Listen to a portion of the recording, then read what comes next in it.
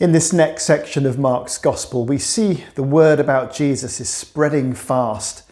Crowds are flocking to him from every direction. Judea, Jerusalem, Idumea in the south, Tyre and Sidon in the north. The popularity of Jesus, quite understandably, is vastly expanding. And now is the time to discover the true follower from the counterfeit.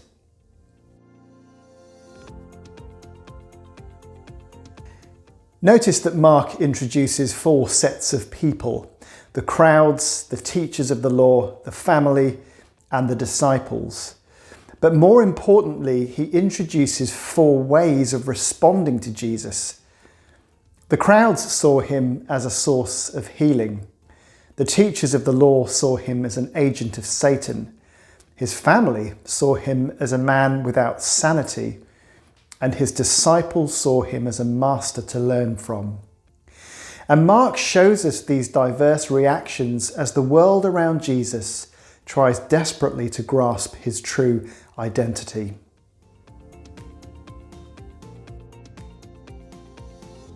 While Jesus had compassion on the crowds of people, this was not his core ministry.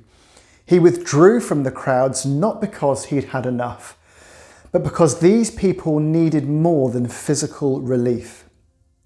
Having withdrawn, he called to him those he wanted, and we'll come back to this small group later. Now, it isn't all that clear if Jesus' family were more concerned for his mental health or their own reputation. Either way, that isn't the focus here. The point is, they believed he was not of sound mind, and they came to take him away. Now again, we'll come back to this small group a bit later on. The teachers of the law had a very different gripe. Notice that they had come from Jerusalem, a journey that would have taken anything from 1 to 2 weeks. They're here on a critical fact-finding mission, and now they're convinced that Jesus operates by the power of Satan. Now, if we bring these three groups together, here's what we see. The crowds don't seem to care what Jesus has to say. His family don't believe what he has to say, and the teachers of the law don't like what he has to say.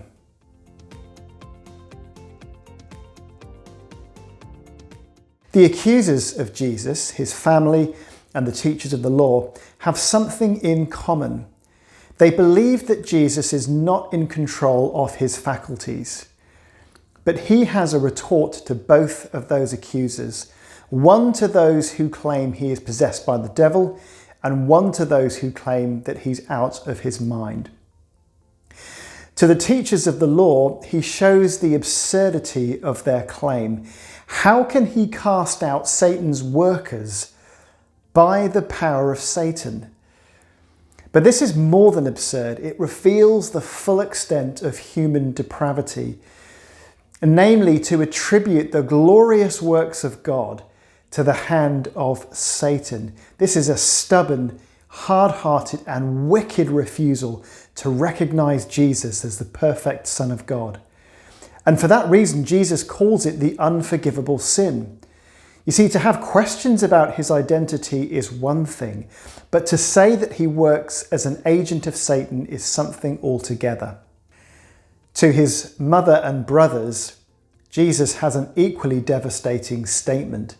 If they cannot see his true identity, then they are not his true family. Notice that a follower is not simply someone who believes in Jesus. He says, whoever does God's will is my brother and sister and mother.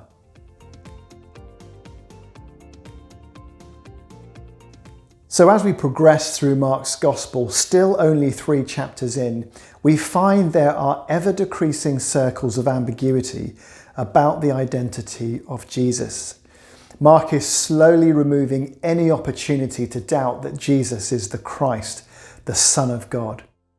And this passage speaks about the true versus the counterfeit in regards to being a disciple.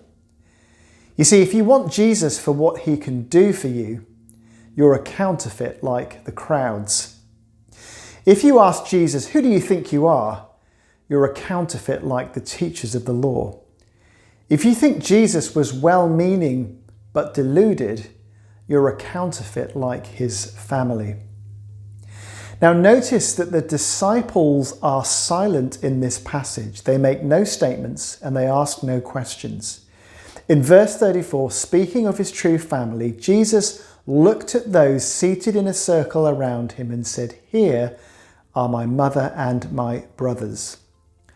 The 12 that he called perfectly represented what it meant to be a disciple.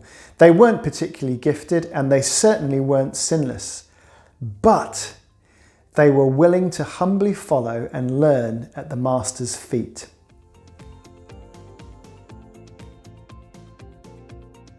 I wonder, which group would you be in? The benefit-seeking crowd, the accusing teachers of the law, or maybe the disbelieving family? These are not the people Jesus wants. He wants those who will listen, who will learn, and critically, who will do God's will. Those are his real family.